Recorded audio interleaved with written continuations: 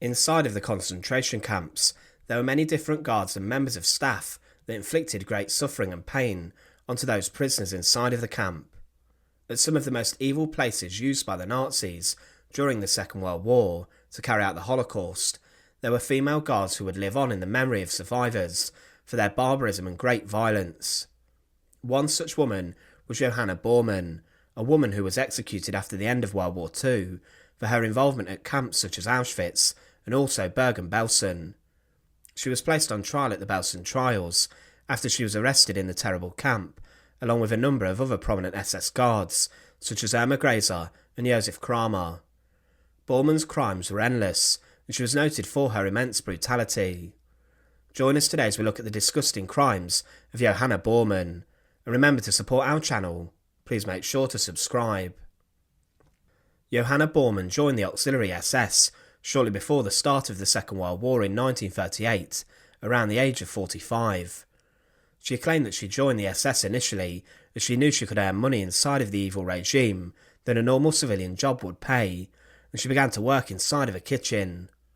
However, she first came into a concentration camp at the Lichtenberg concentration camp found in Saxony. This camp in particular was one of the first to be constructed by the Nazis and had been opened by the SS in 1933, and it held in its most busy period over 2,000 prisoners, but then as time went on, it transitioned to become a women's prison. This specific camp closed when the women were transferred to the newly opened Ravensbrück concentration camp, a specialist camp for women.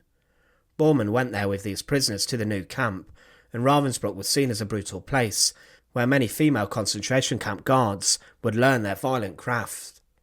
They were schooled by evil guards such as Maria Mandel, and most of the female guards went through Ravensbrück's gates and learned how to treat prisoners cruelly and barbarically. They were schooled in how to effectively beat prisoners into submission, and Bormann would use what she learned to carry out horrific acts of cruelty. Whilst at Ravensbrück she oversaw a work crew there, but in March 1942 she was transferred along with a number of other women to move to the rapidly expanding Auschwitz in occupied Poland. Auschwitz would become the largest killing site of the Holocaust, and as it expanded to take more inmates and ultimately prisoners who would be killed, there was also a need for staff to travel across.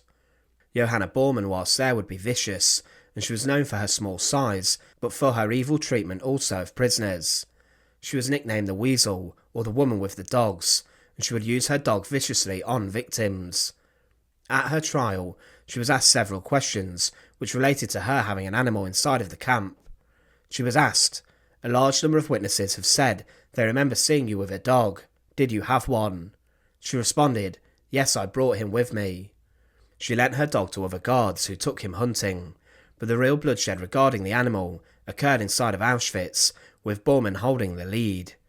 2 witnesses claimed that they saw her dog attacking a woman, and that Bormann boasted to a number of SS men after she encouraged the dog to attack the prisoners. In another account by Mrs. Vera Fischer, she said that Bormann was in charge of women prisoners outside of the camp, and that she set her large dog onto them if they became weak and refused to work properly.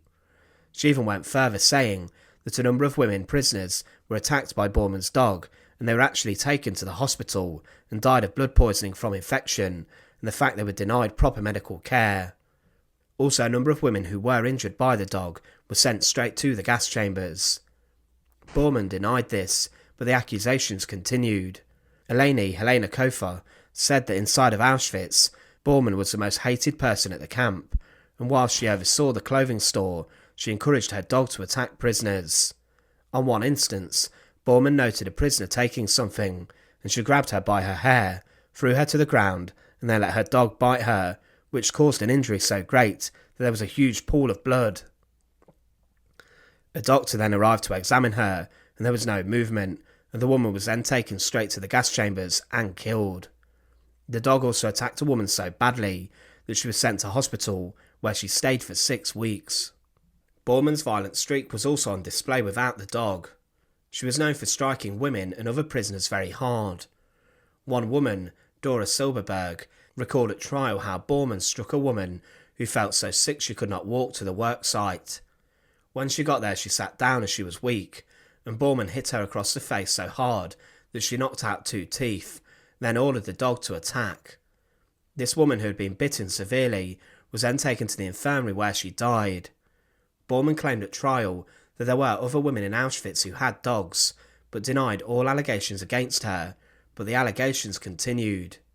She was seen beating prisoners for wearing good clothes, then forced them to undress, and then participate in brutal strenuous exercises, and she admitted to striking the faces of female prisoners who did not listen. Another accusation that emerged against Johanna Bormann was that she was present at a number of the selections. As prisoners went to Auschwitz, they would go through selection.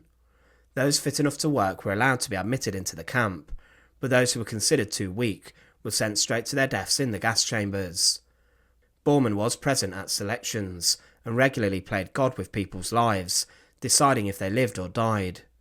During her cross-examination, it also emerged that the guards at Auschwitz were treating the pigs better than the prisoners, giving them adequate food when the Jewish prisoners inside the camp were starving. As the war went on, Bormann was transferred to Budi, a nearby subcamp near Auschwitz, where she continued to be incredibly violent to prisoners. However, as the war was turning against the Germans, she was transferred a number of times.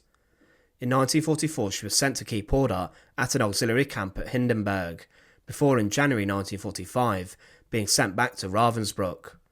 However, she was then sent to Bergen-Belsen, where she would serve under the Beast of Belsen, Josef Kramer. Belsen as a camp swelled in its numbers massively towards the end of the Second World War, as huge numbers of prisoners were transferred there. The camp could not cope with the massive amount of prisoners being sent, and because of this there was huge strain on resources. There was very little food, if any, and the sanitation in the camp was non-existent, to the point where disease was around every corner. The dead bodies stacked up inside of Belsen, and when the British Army liberated it on the 15th of April 1945, they found over 10,000 unburied corpses and 60,000 survivors, many who were disease-ridden and close to death. Inside the camp during liberation were a number of SS staff, including Johanna Bormann, who did not flee the authorities, but instead remained to ensure law and order was maintained. She, along with other SS personnel and the female guards, were forced to carry the dead and bury them in mass graves, as they were seen as the ones who caused the depravity. Johanna Bormann was sentenced to death at the Belsen trials for her role in the mass murder and evil of the Holocaust. It was clear she was very dangerous and a very violent woman, with sadistic tendencies that would come to fruition very often. Her executioner Albert Pierrepoint wrote of her that she limped down the corridor looking old and haggard. She was 52 years old, standing only a little over 5 feet. She was trembling as she was put on the scales, and in German she said, "I have my feelings." She went to the gallows a war criminal, and was hanged alongside other guards such as Irma Grazer and Elizabeth Volkenrath.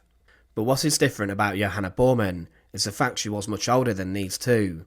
Like so many, she had been indoctrinated against the Jews by Hitler's policies, and for a woman who initially claimed she worked for the SS as she could earn more money, she showed her true colours.